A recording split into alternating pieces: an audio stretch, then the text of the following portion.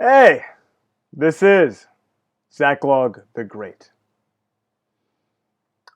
Song of Beren and Lúthien by J.R.R. Tolkien.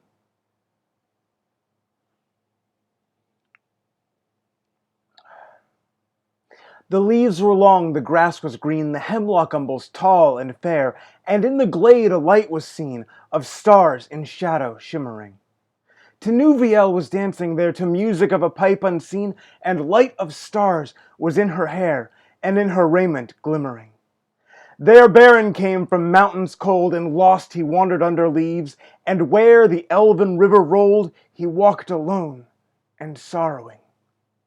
He peered between the hemlock leaves, and saw in wonder flowers of gold upon her mantle and her sleeves, and her hair like shadow following. Enchantment healed his weary feet, that over hills were doomed to roam, and forth he hastened, strong and fleet, and grasped at moonbeams glistening. Through woven woods and elven home she lightly fled on dancing feet, and left him, lonely, still to roam, in the silent forest, listening. There oft he heard the flying sound of feet as light as linden leaves, or music welling underground in hidden hollows quavering. Now withered lay the hemlock sheaves, as one by one with sighing sound whispering fell the beechen leaves in the wintry woodland wavering. He sought her ever, wandering far, where leaves of years were thickly strewn, by light of moon and ray of star, in frosty heavens shivering.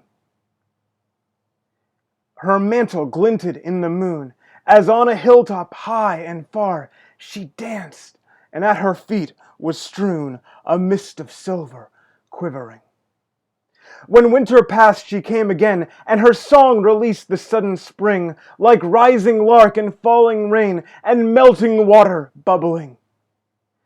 He saw the elven flowers spring about her feet, and healed again he longed by her to dance and sing upon the grass untroubling.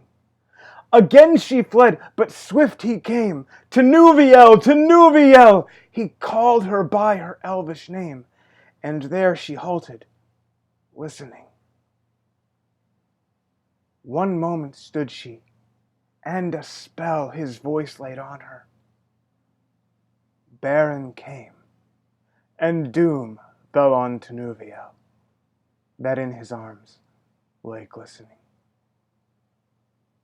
As Beren looked into her eyes, within the shadows of her hair, the trembling starlight of the skies, he saw there mirrored, shimmering.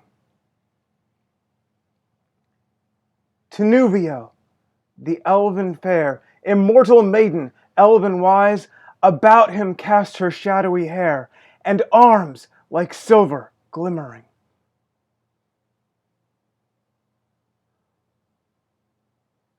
Long was the way that fate them bore, o'er stony mountains cold and grey, through halls of iron and darkling door, and woods of nightshade morrowless.